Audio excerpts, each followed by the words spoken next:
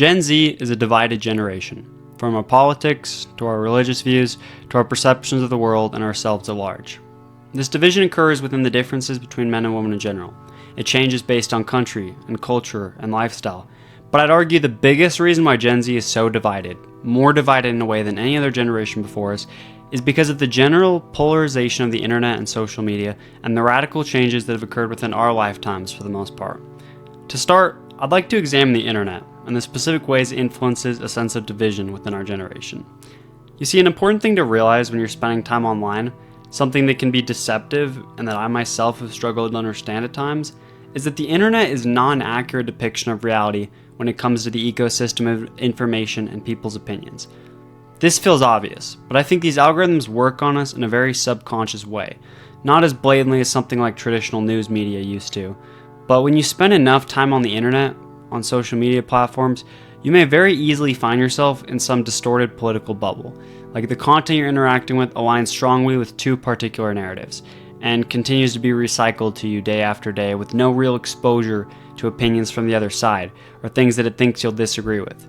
In the most extreme example, the algorithm seems to push you down a more and more radical rabbit hole until two people with different political leanings have suddenly lost any sense of a middle ground or compatibility.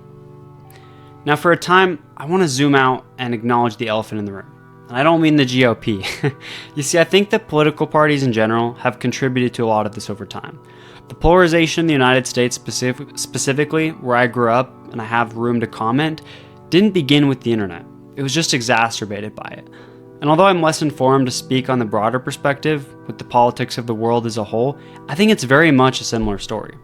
Political parties in general, but especially restrictive two-party systems, genuinely necessitate some amount of coalition. And this coalition breeds division and increasing radicalization, and this has been a massive trend of the last few decades. Say you're a young voter in America today. You have two options: a right-wing Republican candidate for president and a left-wing Democratic candidate for president. Both fall quite closely to the general consensus and ideology of their party, so the people themselves don't matter too much.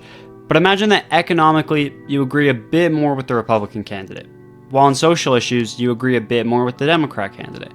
Maybe when it comes to foreign affairs, you'd prefer the approach of the Republican candidate, but when it comes to environmental policy, you'd rather the Democrat candidate.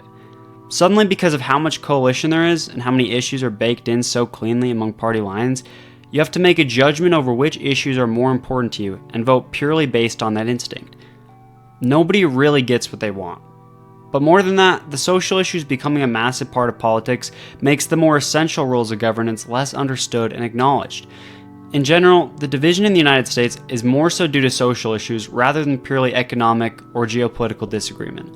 And although this has always been the case, I think politics has become more and more involved in providing solutions to these social issues than it had in the past.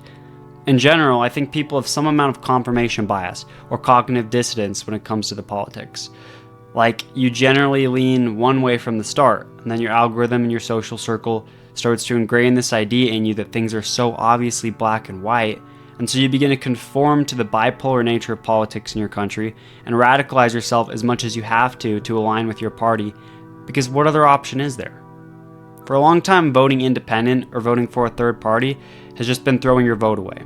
Monopolies do not inspire confidence, and because the public has so little faith in anything but the red versus blue stalemate we've had since the 1850s, we feel like there's no choice but to just pick a lane and conform to it ideologically as much as we have to make a real decision and participate in the democratic process.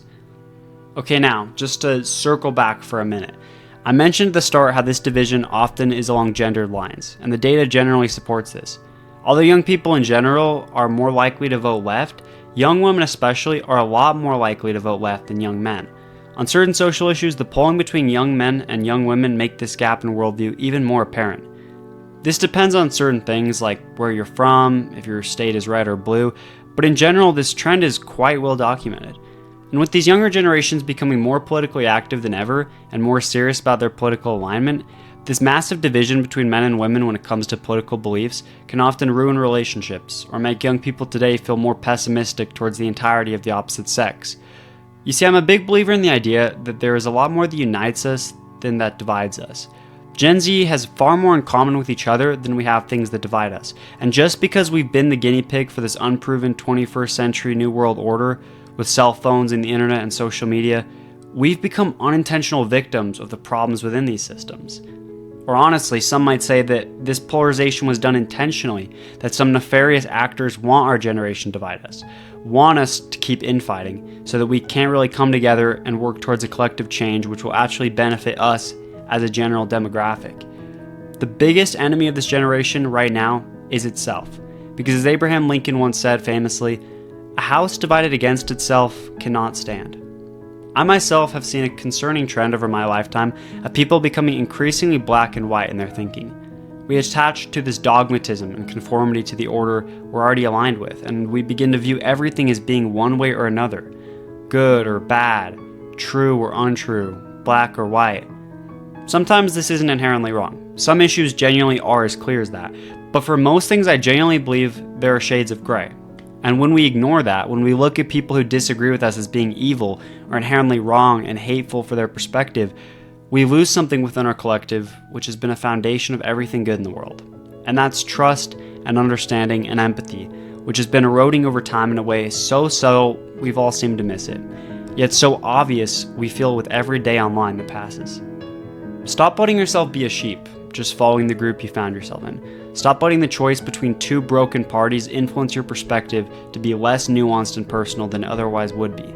Stop letting politics divide you from other people your own age, people who share far more in common with you than you might think. Being a free thinker and having an independent perspective is valid, and it's also valid to vote and sacrifice some of your idealism when you feel like it's for the best. But we should never let go of the desire for genuine change. When we become too content with the system that robs us of choice, the system itself grows entitled and lazy and is far less likely to change because there isn't any real external force which is demanding that. I'm wishing all of you the best, just hoping we can come together and bridge this gap and division which is forming. Thanks, guys.